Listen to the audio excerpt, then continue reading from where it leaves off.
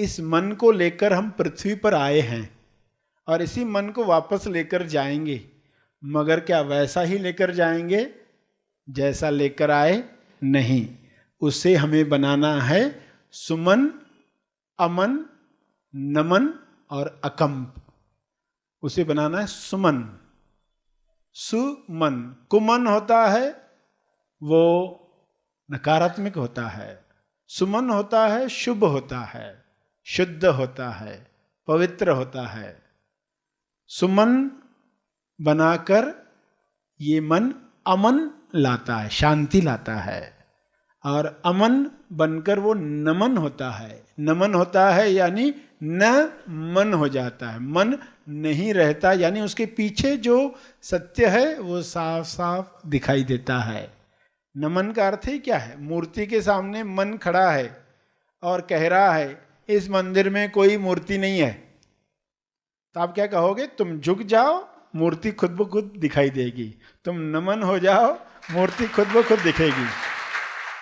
तो सुमन भी हो जाए, अमन भी हो जाए, नमन हो जाए, और अंत में अकंप।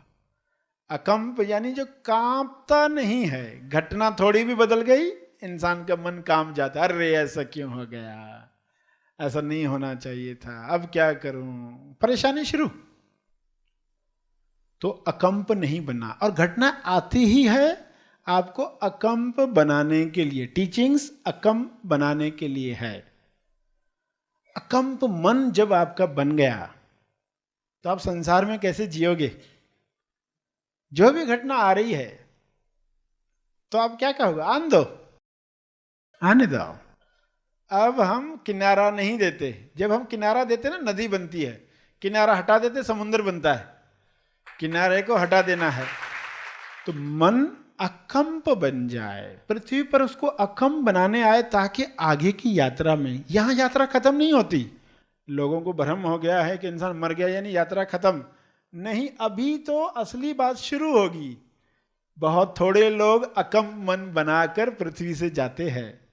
तो जब आप अकंप मन बनाकर पृथ्वी से आगे की यात्रा में जाओगे तो कहोगे गुरुजी ने बहुत अच्छी ट्रेनिंग दे दी, इधर तो इतना आनंद हो गया।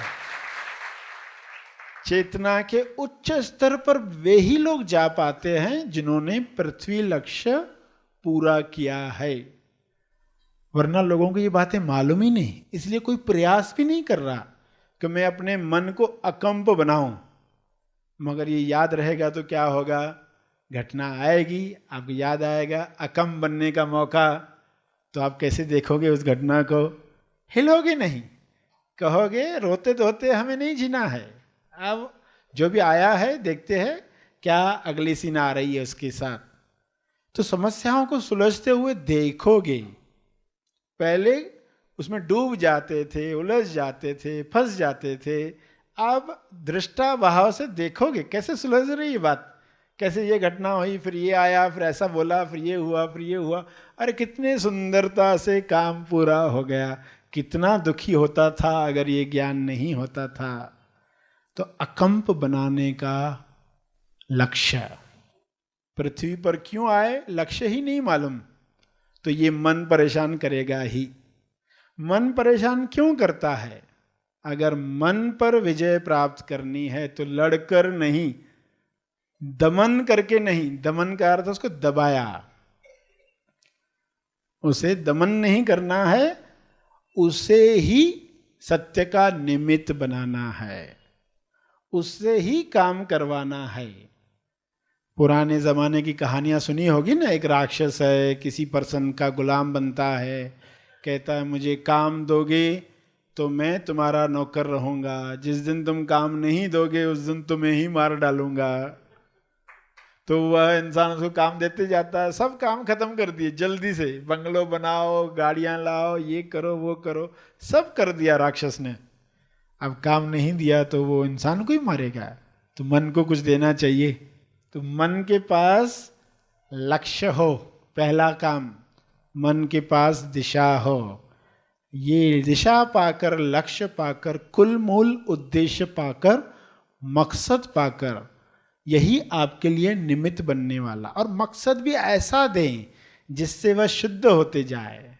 एक मकसद दोगे, ये करो वो करो, इंसान की जो महत्वाकांक्षाएं होती है वे भी वो पूरी करता है, मगर उसमें वो निर्मल नहीं होते जाता है। जैसे जैसे पोस्ट बढ़ते जाती है अहंकार बढ़ते जाता है। अब इसको मैं दिखाऊंगा, इसको दिखाऊंगा, मेरे लिए ऐसा बोला, अब मैं इसको गिराऊंगा, अब इसको नहीं छोड़ूंगा, अब मेरे पास पावर भी है, पैसा भी है, नाम भी है, शोहरत भी है।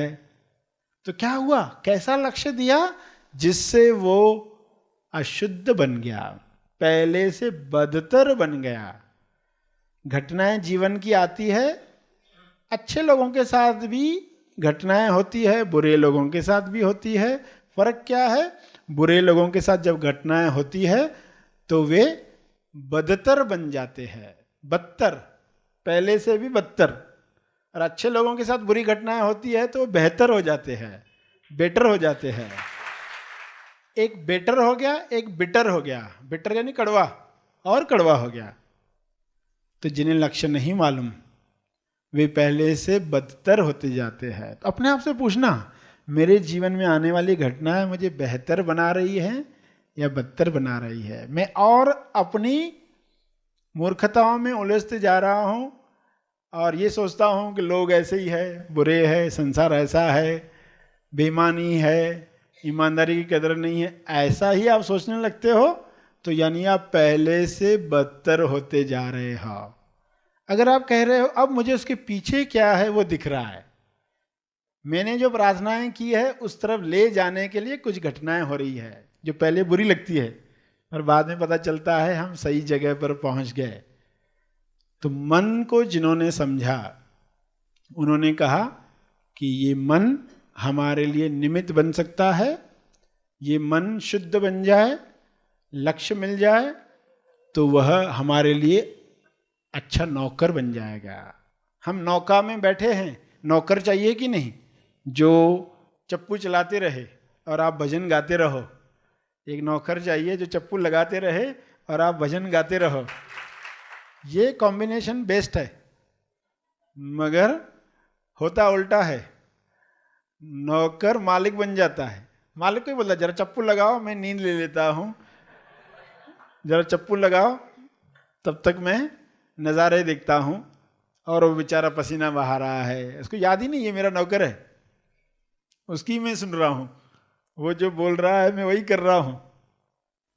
तो फिर से सही याद आ जाए और हम उस नौका में नौकर का सही इस्तेमाल करें, नाव में आ जाएं। नाव यानी वर्तमान, वर्तमान में आने के लिए हमें मन को ट्रेनिंग देनी है, वरना मन कल में रहता है। कल जो बीत गया, कल जो आने वाला है, कल कल में करता है, कल कल उसका नारा है। तो ऐसे मन को कहा गया कल्लू मन। कल्लू मन क्या करता है, कल में रहता है। तो कल से निकालने के लिए अक्ल चाहिए। अक्ल का यही तो उपयोग है कि कल से निकाले। अकल, जैसे अहिंसा, जहां हिंसा नहीं है, अकल यानी जहां कल नहीं है। नाउ वर्तमान, अब जो चल रहा है इसमें बेस्ट क्या हो सकता है, उसे जब हम देखने की कला सीख जाएंगे। लोग ध्यान में बैठते तो क्या करते, अपने आप को वर्तमान में लाते हैं। इस वक्त जो सच्चाई है उसे मैं देखूं। पहले तो बाहर बाहर की सच्चाई दिखाई देगी, मगर बाद में आंतरिक सच्चाई कि किसके प्रेजेंस में ये सब चीजें चल रही हैं। बैटरी क्या है, स्व अनुभव क्या है, वह है इसलिए सब चीजें घूम रही है। चुंबक है इसलिए सब चीजें घूम रही है। चुंबक हट गया सब चीजें रुक जाएगी, सब थम जाएगी। तो वर्तमान की सच्चाई जब देखने लग जाओगे तो पहले ऊपर ऊपर की दिखेगी, फिर गहराई में जाओगे, उस चुंबक तक पहुंच जाओगे जहां से सारा कार्य हो रहा है, जिसकी उपस्थिति में चुंबक करता कुछ नहीं है, सिर्फ उपस्थित है और सारा कार्य होता है। तू लोहे का एक टुकड़ा, वो है चुंबक जान, वो ही तुमको खींच रहा, फिर काहे अभिमान। तो जब इंसान को पता चलता है, पहले सोचता मैं यात्रा कर रहा हूं, मैं जा रहा हूं, पहले लगता है ना यही सब मैं ही कर रहा हूं, फिर धीरे धीरे ये अहंकार गिरने लगता है। अहंकार को गिराने के लिए ही, क्योंकि अहंकार मन का खाना है। मन को खाना मिलता है इसलिए तो वो मोटा होते जाता है, इसलिए तो जिंदा है। और मन मोटा हो गया तो किसी को दिखता ही नहीं। मन मोटा हो गया किसी को दिखता ही नहीं और कोई बोलता भी नहीं। इंसान शरीर से जब मोटा हो जाता है ना तो लोग मिलते, अरे क्या हो गया इतना मोटा, थोड़ा वजन कम कर, थोड़ा जिम वगैरह जा। पर मन मोटा हो गया तो कोई कहता नहीं अरे क्या हो गया, जरा सत्संग जा, जरा कैसेट सुन, जरा श्रवण कर। तो लक्ष्य क्या है? Slim mind. मन को स्लिम बनाना है। पहले तो मन को स्लिम बनाना है। शरीर को स्लिम बनाने के लिए तो बहुत सारे ब्यूटी पार्लर्स खुल गए, बहुत सारे जिम खुल गए, लोग जाते एक्सरसाइज करते, क्योंकि सभी लोग शरीर ही देखते, शरीर के परे कोई देख ही नहीं पाता, तो कहेगा क्या। और आप कहो कोई मुझे कहे ना कहे, मेरा मन मुझे दिखता है, मोटा है कि पतला है। अगर मोटा हो गया है तो उसे स्लिम करना है। स्लिम माइंड कैसा होगा? वो बहुत खूबसूरत होता है। स्लिम माइंड को हम अपनी दिशा में ले जाएंगे, वो मानेगा। मोटा मन नहीं मानता, मोटा मन अपने ही चलाता है। तो इसलिए मन को गिराने के लिए, पतला करने के लिए, उसका अहंकार जो उसका खाना है, श्रेय लेकर वो मोटा होता है। वो कलाबाजियाँ खा खा कर, स्टोरीज बना बना कर मोटा होता है। बहुत स्टोरीज बनाता है ना। किसी ने कहा मैं ये काम क्यों नहीं किया, वो क्या हो गया था, मेहमान आए थे, फिर उनके साथ बच्चे थे, फिर मुझे उनको पिक्चर ले जाना पड़ा, फिर ऐसा था ऐसा, बहुत बड़ी स्टोरी बनाता है। और उसको लगता है कि जैसे मैंने काम कर दिया। सामने वाला कहता हाँ वाकई अभी इतना कुछ तुम्हारे साथ चल रहा है, तुम भी कैसे करोगे ये काम, वाकई तुम कुछ नहीं कर सकते इसके लिए। तो मन खुश है कि बहाने देते रहो, काम से बचते रहो, बहाने देते रहो, स्टोरी बनाते रहो, काम से बचते रहो। मगर फिर जब सजगता आती है, अरे मैं क्या कर रहा हूं, ये तो सिर्फ बहाना है, सत्य नहीं है। अपने आप को तो सत्य बताओ। अपने आप से भी छुपाओगे तो मन मोटा ही होते रहेगा। तो पहले तो इंसान अपने आप से झूठ बोलना बंद करता है। हर बीमार इंसान अपने आप से झूठ बोलना बंद करे कि मैंने क्या खाया क्या पिया जिसकी वजह से तकलीफ हुई। अपने आप से झूठ बोलना बंद करे और डॉक्टर के साथ झूठ बोलना बंद करे तो ठीक हो जाएगा। तो मन, कल्लू मन कलकल में रहता है। इस कल्लू मन को वर्तमान बनाना है। वर्तमान यानी वर्तमान में जो आ गया। वर्तमान में मन देखता है उसको कुछ ज्यादा काम नहीं है। उसको काम कब होता है? जरा भूतकाल में जाकर आऊं तो कुछ काम है ना, जरा भविष्य में जाकर आऊं, उसको काम है। वर्तमान में बोला मेरा क्या काम? वर्तमान में तो सिर्फ साक्षी भाव है, सियर हो आप, खाली देख रहे हो, मजा देख रहे हो। मन को कोई काम ही नहीं। तो मन बहुत परेशान हो जाता है। पूरा ज्ञान नहीं है ना, तो मन परेशान होकर फिर वो शनिवार को लाना चाहता है। तो ऐसा न हो, इसलिए ये समझ हमारे पास होनी चाहिए कि मन को कौन सा उपवास करवाना है। मन को स्लिम बनाना है तो उपवास करवाना होगा। तो अहंकार, क्रेडिट, कपट, कलाबाजियाँ, लेबल लगाने की आदत, स्टोरीज बनाने की आदत, कल्पनाओं में उलझने की आदत, तर्क लगाने की आदत, ये सभी आदतें तोड़नी होगी। फिर मन के पास कुछ खाना बचा ही नहीं, मन चुप हो जाएगा। मगर सिर्फ उसका खाना बंद कर दिया काफी नहीं, उसकी जगह कुछ देना भी पड़ेगा, वरना बगावत करेगा।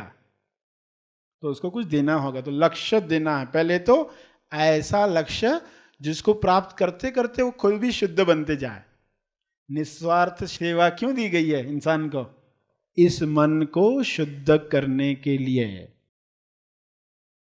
इस अनमोल मार्गदर्शन द्वारा हमने समझा कि जब हम पृथ्वी पर मन को सही प्रशिक्षण द्वारा सुमन, नमन, निर्मल, प्रेमन और अकंप बनाते हैं, तब हमारा पृथ्वी लक्ष्य यानी पृथ्वी पर आने का मकसद पूरा होता है। मन को अकंप बनाने के लिए हमें उसे ऐसा लक्ष्य देना है जिसे प्राप्त करते हुए वो दिन ब दिन शुद्ध होता जाए। महा आसमानी निवासी शिविर मनन आश्रम पर आयोजित किया जाता है। इस 5 दिवसीय शिविर में खोजी केवल सत्य श्रवण द्वारा आत्म साक्षात्कार की मंजिल तक पहुंचता है। स्वानुभव की इस यात्रा में खोजी को मैं कौन हूँ, इस पृथ्वी पर क्यों आया हूँ, मोक्ष यानी क्या मोक्ष इसी जीवन में संभव है, इन सवालों के जवाब अनुभव से प्राप्त होते हैं। अब आइए हम एक खोजी से इस शिविर के बारे में उनके अनुभव जाने। सरश्री सादर प्रणाम। मैं भी ऐसे तनाव में रहता था तो कभी मैं किताब पढ़ लेता, कुछ धार्मिक किताब पढ़ लेता और मुझे बहुत अच्छा लगता। तो मेरे दोस्त भी मुझे थोड़े से तनाव में देखे तो मेरे पास एक अच्छी किताब थी तो मैंने उनको दी। तो उन्होंने वो किताब पढ़ी, फिर उनके पास एक किताब थी वो उन्होंने मुझको दी। तो वो किताब का नाम था स्वीकाराची जादू। तो वो मैंने किताब पढ़ने के बाद मेरे बहुत पुराने प्रॉब्लम 5-10 मिनट में सॉल्व हो गए। बहुत अच्छा और बहुत सुंदर अनुभव जीवन में आ गया। आपको धन्यवाद धन्यवाद धन्यवाद।